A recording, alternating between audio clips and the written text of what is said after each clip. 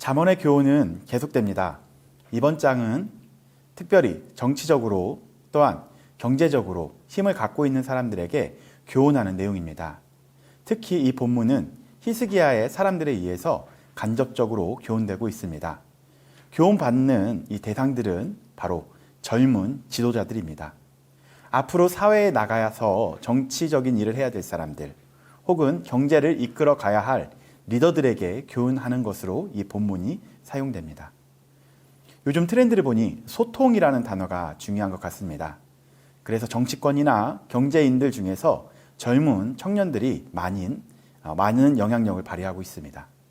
어쩌면 이 사람들에게 꼭 필요한 내용으로 이 잠언이 정리되어 있는 것 같습니다. 하지만 성경이라는 것은 어떠한 특정인에게 전달되었다고 보기보다는 지금을 살아가고 있는 우리 모두가 이 성경의 텍스트를 통해 원리를 찾아서 우리 각자의 삶에 적용하는 것이 매우 중요합니다.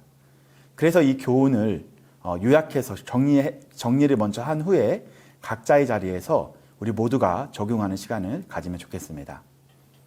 28장 전반부는 어제 설교를 참고하시면 좋을 것 같습니다.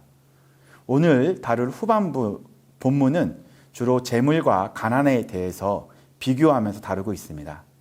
저는 오늘 본문을 몇 번 읽으면서 또한 묵상하고 연구하면서 크게 4가지 교훈으로 요약해 보았습니다.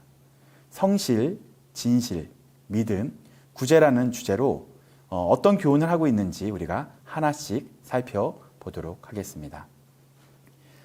제일 먼저는 성실입니다. 19절부터 22절까지가 성실에 대한 교훈인데요. 제가 한번 읽어 드리도록 하겠습니다. 19절부터 22절까지 읽겠습니다.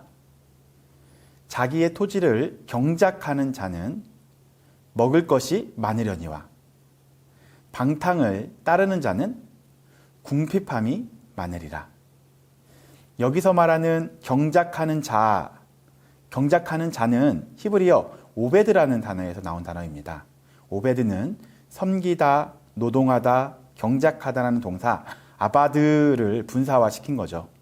즉 성실하게 노동하고 섬기고 경작하는 일을 하는 사람들을 이야기할 때 쓰는 단어가 이 오베드입니다. 그 사람들에게 따르는 결과가 있습니다.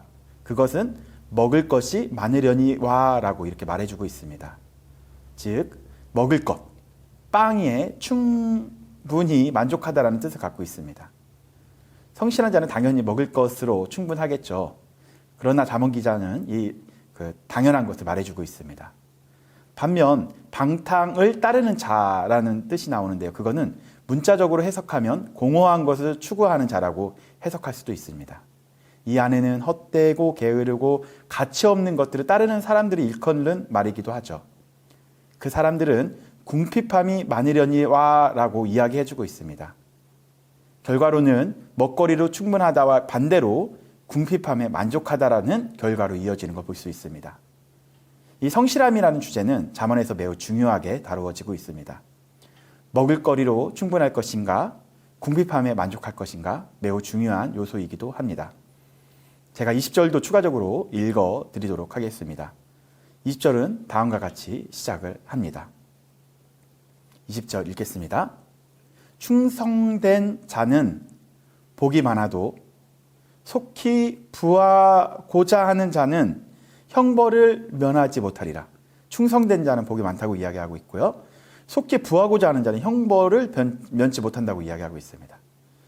충성된 자와 속히 부하고자 하는 자를 비교하는 거 볼 수 있죠. 충성된 자라는 것은 꾸준하고 믿을만하고 정직하고 신실한 사람을 말할 때 표현하는 단어입니다.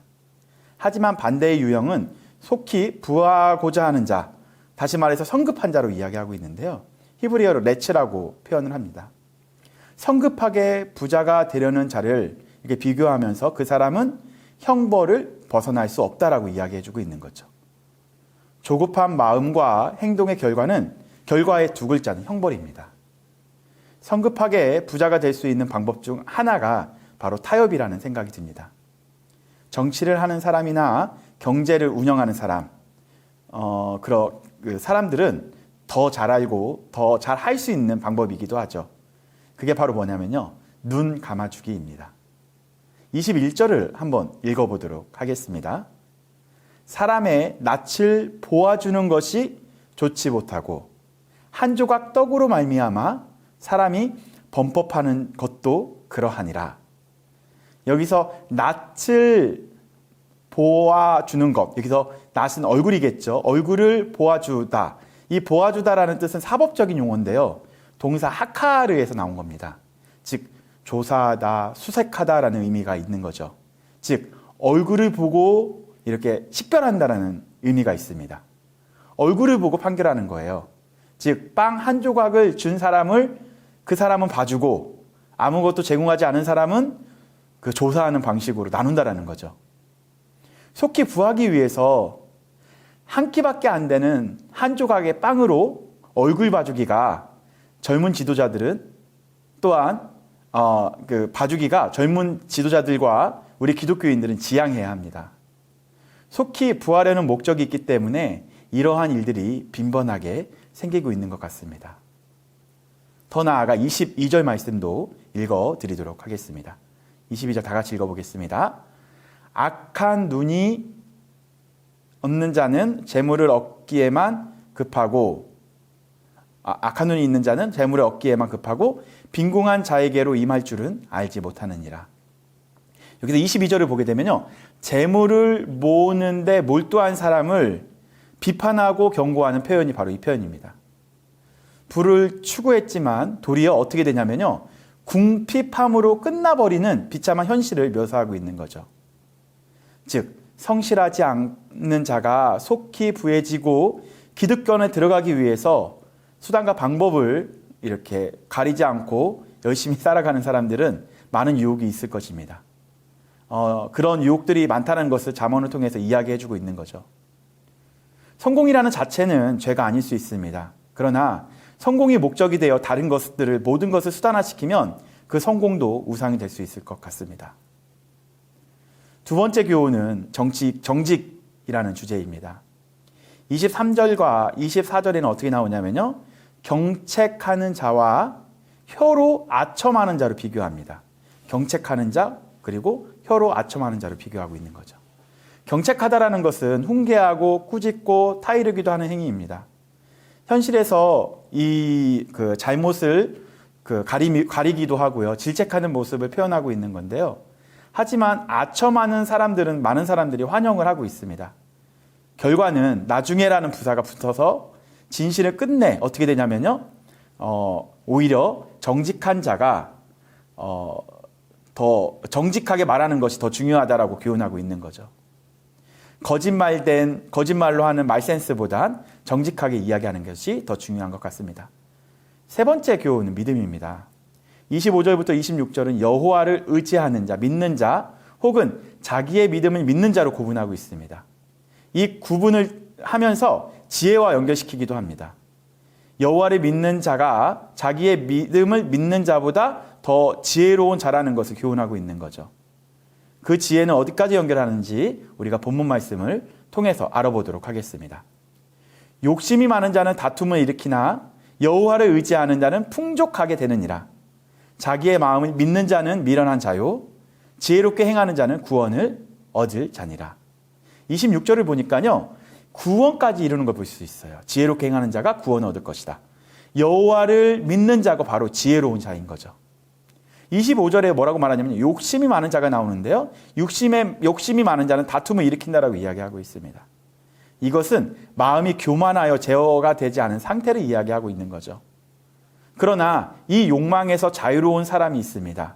그 사람은 여호와를 의지하는 사람입니다. 팀켈러 목사님은 자기가 기준이 되면 두 가지 결론이 나온다고 말해주고 있습니다. 우선 자기가 중심이 된 사람이 성공을 하게 되면 교만할 가능성이 높다고 이야기하고 있고요. 반대로 자기가 중심이 된 사람이 실패를 하게 되면 자존감이 상실되고 절망감에 사로잡혀서 살아간다라고 이야기하고 있습니다. 그래서 팀켈러 목사님 뭐라고 이야기하고 있냐면요, 자기가 신앙의 기준이 돼서는 안 되고 하나님을 신뢰하라고 권면하고 있습니다. 오늘도 내 자신보다 하나님을 믿고 하나님을 절대적으로 신뢰하는 하루가 되시기를 권면드립니다. 마지막으로 27절부터 28절은 구제라는 주제로 교훈하고 있습니다. 가난한 자를 구제하는 자는 궁핍해지지 않는다고 잠언 기자는 말하고 있습니다. 반대로 그것을 보고도 못 본 채 하는 자는 저주가 있을 것이라고 말하기도 합니다. 이 내용은 여호와를 신뢰하는 자만이 가능한 걸로 연결됩니다. 여호와를 신뢰하는 사람은 수요에 있어서도 자신의 것이 아니고 하나님 것이라는 것을 고백할 수 있습니다. 당장은 이 잠언 기자가 말한 대로 살아가는 것이 어리석은 행동이라고 우리가 볼 수 있겠지만, 하지만 더 나아가서 먼 훗날 28절에 우리에게 소망을 소개해주고 있습니다. 28절 다 같이 읽어보도록 하겠습니다. 악인이 일어나면 사람이 숨고 그가 멸망하면 의인이 많아지느니라. 이 표현은 지금 이 시대를 살아가는 우리에게 많은 위로가 될 것입니다. 최종적이시고 의로우신 재판장이신 하나님, 위로우신 재판장은 하나님 한 분뿐이십니다.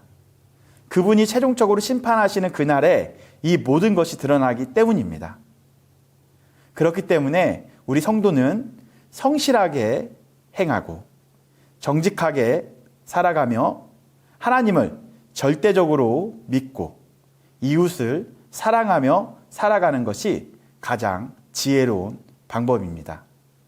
요행을 바라지 않고 천천히 오늘도 한 걸음 한 걸음 그리스도와 함께 살아가시길 예수님의 이름으로 권면드립니다. 네,